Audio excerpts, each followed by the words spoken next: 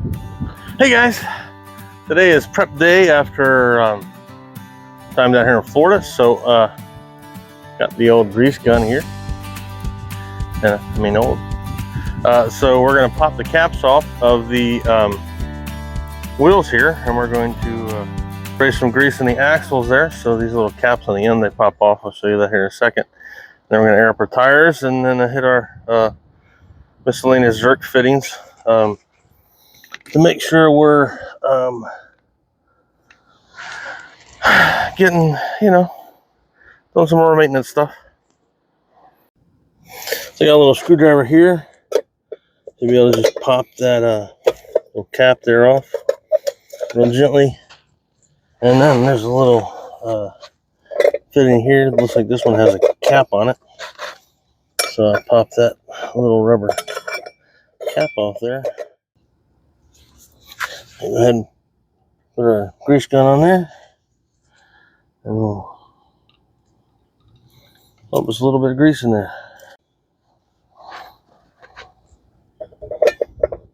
I'll just have this one can, so I'm just putting a little bit enough to get some grease in there, and then put our dust cap back on there like so, and then pop the little chrome cap back on here. Makes it all picturesque. So I go around and do that to the other 4 tires, and if I have some grease left, then I'll hit the Zerk fittings on the suspension. All right guys, I got my axles greased. Now look at my Zerk fittings. You have a Zerk fitting right here, so you want to kind of wipe them off first, try to get all that crud off of there. If you have some cleaner, probably not a bad idea to clean those off. Clean those off some, shoot some grease in there, and help your suspension last longer, not rub metal on metal. If you're not sure what you're looking for, that's what a Zerk fitting looks like. So you can see several of them there. Look around for them. You look online, see what they are. Put a few squirts of grease in there to help grease things out.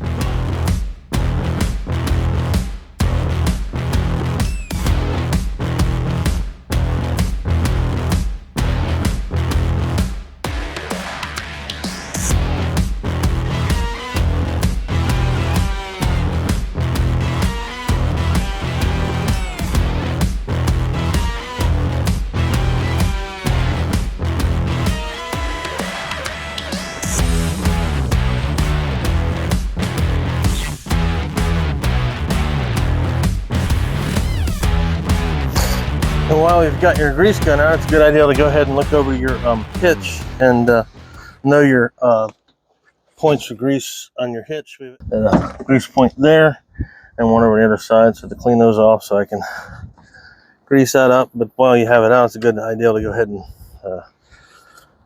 grease everything up. So you know with your grease gun, what do you do with it? I mean, it's, you grease everywhere. What we do with it is I put it in plastic bag and I put it in my toolbox. So I can get the camera to stay there. Work with me there, camera. So I put the business in first. Try to protect it some. Put it in the trash bag. Fold it over. And then I'll just throw it in the toolbox in the bed of the truck. Well, hey guys, what we've been working for. I got the pancake compressor here. So had it at home. It airs up to 150 psi. So some of these trailer tires is very important because they go like 110, 120, whatever, depending on what tires you have. And some of the smaller portable air compressors won't do that. I know they have some buyers that will, some buyers that won't. People like them.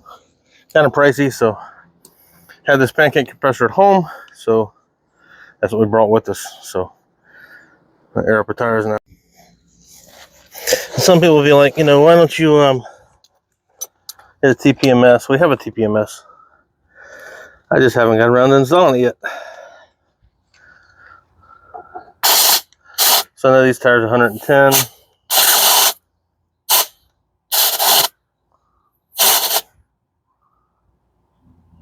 They're already sitting at 110, so that's good. Good.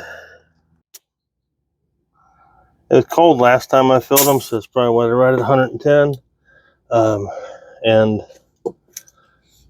you want to check them when the tires themselves are cold. If you check them after you've been traveling, the tires will heat up and you'll get false readings. You don't want to do that.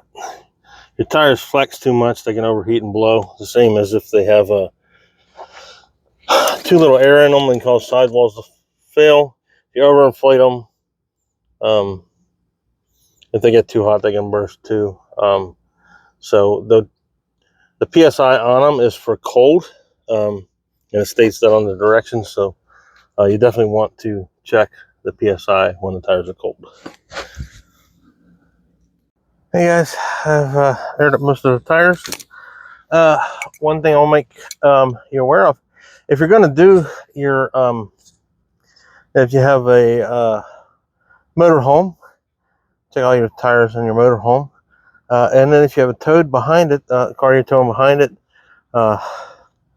check, those tires too. If you have a fifth wheel or travel trailer, something like that, check all your tires. But don't neglect to check your spare, because if you broke down on the side of the road, you may not have the availability to air up that tire to the proper pressure. So make sure you check the spares. On our truck, we run 75 about PSI on the front and 80 on the rears. That's our preference. That's what we've always done.